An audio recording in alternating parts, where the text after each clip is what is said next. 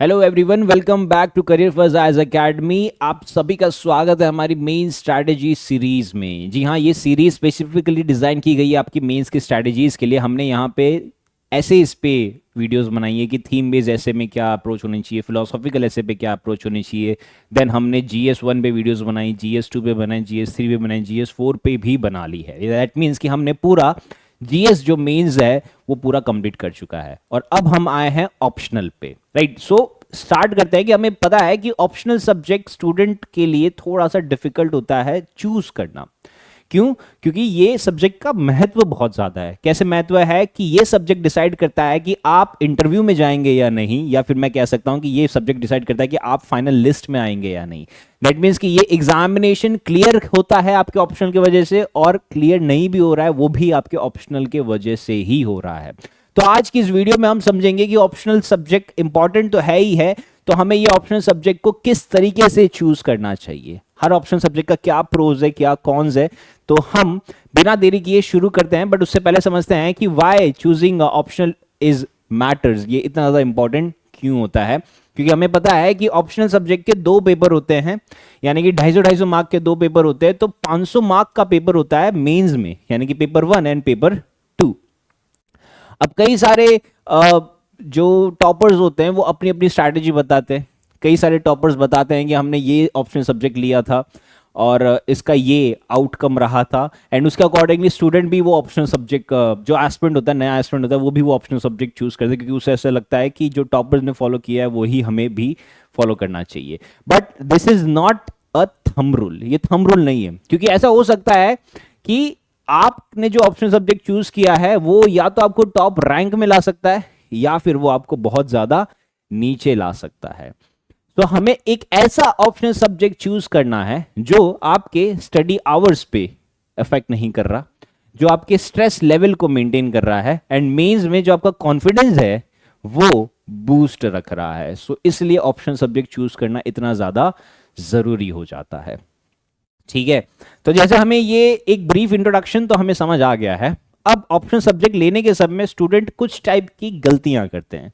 सबसे बड़ी गलती ये करते हैं कि वो टॉपर स्ट्रेटजी पे फॉलो करते हैं। क्यों? क्योंकि उन्हें ऐसा बताया गया है कि ये टॉपर ने कहा है कि आप ये ऑप्शनल सब्जेक्ट लो, आप सोशियोलॉजी लो, आप एंथ्रोपोलॉजी लो, तो आपका ये क्लियर हो जाएगा। क्यों? क्योंकि टॉपर ने क्लियर किया है। अब पॉइंट ये है कि अगर आप टॉपर को ब्लाइंडली फॉलो करोगे बट आप अपनी स्ट्रेंथ को नहीं समझ रहे हो, तो देयर आर चांसेस कि आपका मार्क्स नहीं आएगा जैसा टॉपर का आया गया है।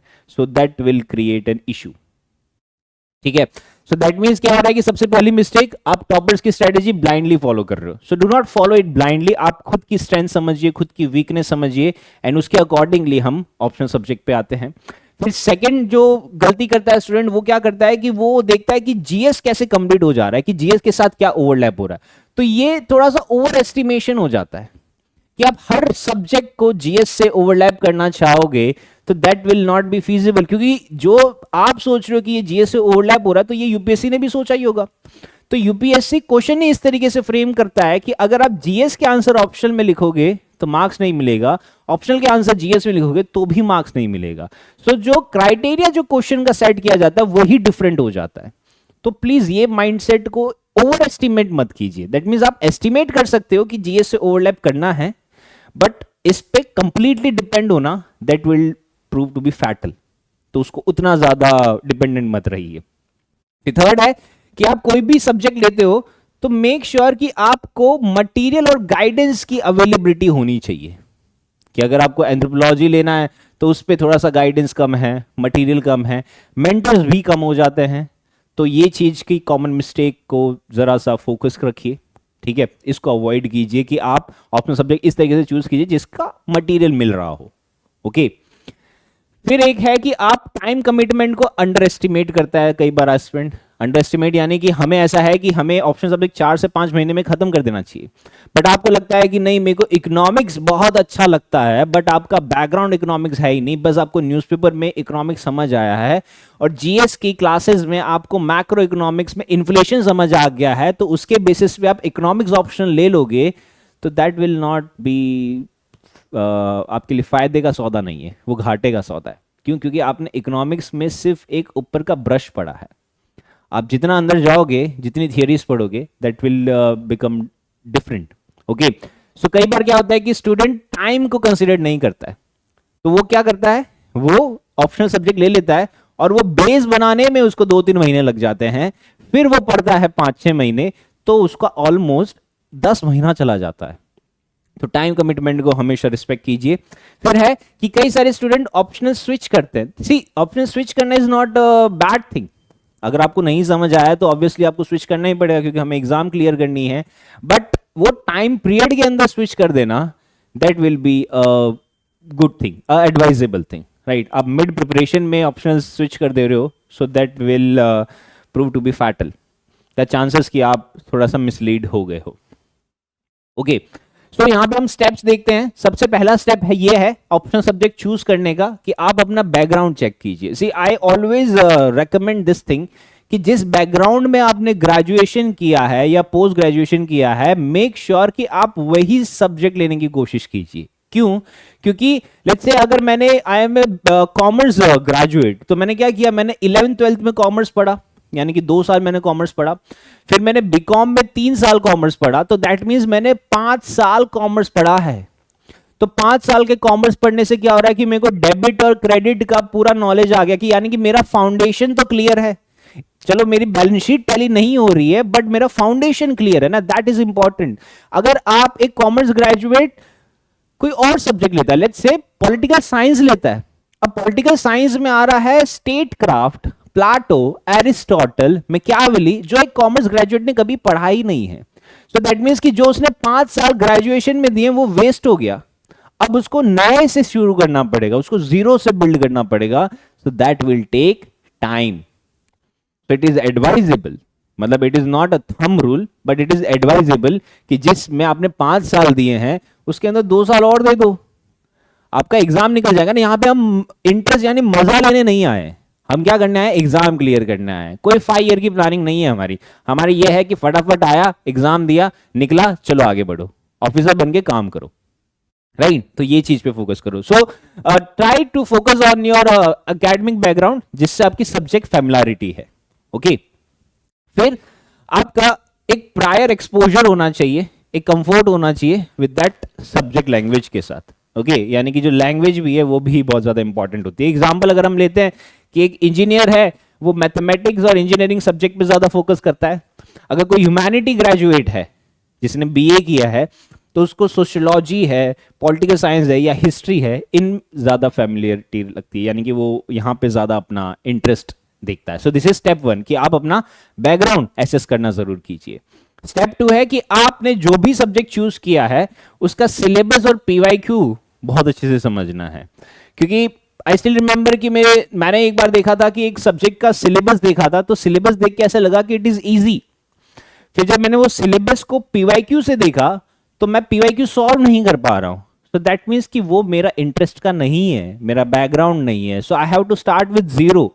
सो at this stage, at the age of 22, आपको जीरो से चीजें स्टार्ट करनी पड़े, तो वो काफी ज्यादा हार्मफुल हो सकती है ये एग्जाम पॉइंट ऑफ व्यू से।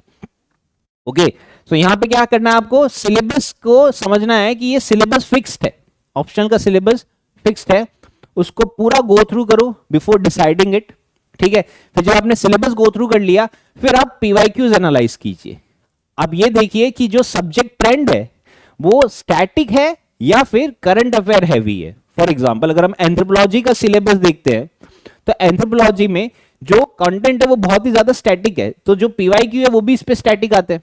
बट अगर आप पीएसआईआर लेते हो तो उसमें जो कंटेंट है, जो पीवाईक्यूज है, वो बहुत ही करंट अफेयर्स इंटीग्रेट होता है, यानी कि यहां पे डायनामिज्म ज्यादा आता है। सो आपको ये चीज डिसाइड करनी है कि आप देख रहे हो कि आपसे न्यूज़पेपर रोज नहीं पढ़ा जा रहा है, तो आप करंट अफेयर से इंटीग्रेट कैसे करोगे।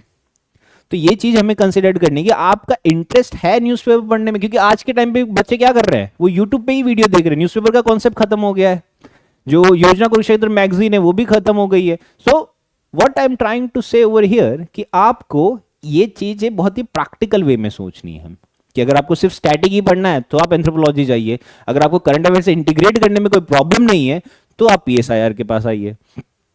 ओके, तो ये चीजों पे हमें फोकस रखना है। फिर जो स्टेप 3 है, step 3 is the availability of resources and guidance. ये भी बहुत इंपॉर्टेंट है कि आपने जैसे ही देखा आप देखिए कि क्या क्वालिटी नोट्स मिल रहे हैं, ठीक है। सो वंस आप क्वालिटी नोट्स देखेंगे, आप उसकी स्टैंडर्ड बुक्स देखिए, आप उसकी टेस्ट सीरीज देखिए, फिर आप देखिए कि क्या मेंटर्स की एक्सेसिबिलिटी है जो आपके आंसर्स को रेगुलर रिव्यू कर सके। फिर जैसे फॉर एग्जांपल हम देख रहे हैं कि कोई सब्जेक्ट है लाइक फिलॉसफी, फिलॉसफी पढ़ने में बहुत इंटरेस्ट है, बातें करने में भी बहुत मजा आता है, बट उसके मेंटर्स बहुत कम है as compare to the sociology. अब सोशियोलॉजी में मटेरियल भी बहुत ज्यादा है और मेंटर्स भी बहुत ज्यादा है, टॉपर्स भी बहुत ज्यादा है, फिलॉसफी में ये कम है। तो ये चीजें कंसिडर करनी हमें जरूरी है। स्टेप 4 ये है कि आप अपना इंटरेस्ट देखिए और राइटिंग स्टाइल देखिए, राइट, कि आप ये देखिए कि क्या आप ये सब्जेक्ट को 1 साल तक पढ़ पाओगे। ये बहुत ज्यादा इंपॉर्टेंट, क्योंकि मेरे को याद है कि मेरे को साइकोलॉजी लेना था। क्यों? क्योंकि मेरे को था कि मैं लोगों से ज्यादा बातें कर सकता हूं, I used to feel like a psychologist. But जब मैंने उसकी एनसीईआरटी पढ़ी तो मेरे को पता चला कि दिस जो साइकोलॉजी मुझे पता है that is not a psychology. Psychology का बेस ये है कि आपको ह्यूमन ब्रेन्स के बारे में पढ़ना पड़ेगा, थोड़ा बायोलॉजी का पार्ट आ जाता है। सो दैट मीन्स कि आप डेविएट हो जा रहे हो।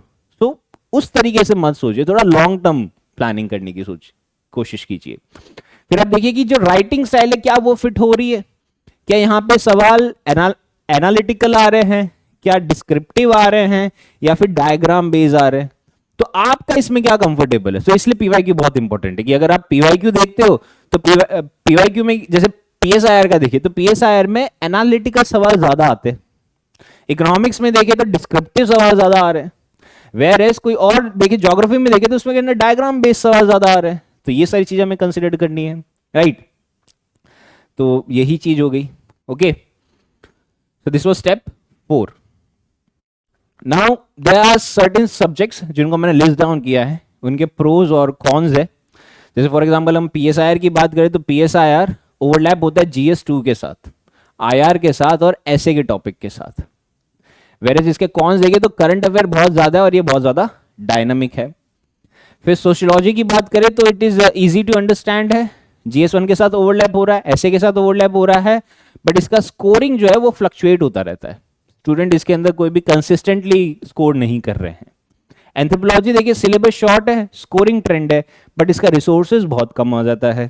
ज्योग्राफी देखिए तो डायग्राम है, मैप स्कोरिंग है, ये जीएस1 के साथ ओवरलैप होता है, बट इसका सिलेबस बहुत बड़ा हो गया। हिस्ट्री देखे तो जीएस1 के साथ ओवरलैप है ऑब्वियसली, बट ये बहुत लेंदी है और फैक्चुअल रिकॉल काफी ज्यादा है इसके अंदर। पब्लिक एडमिनिस्ट्रेशन के साथ देखे तो गवर्नेंस के साथ ये ओवरलैप हो रहा है और ट्रेंड इसका थोड़ा सा इनस्टेबल रहता है, ओके।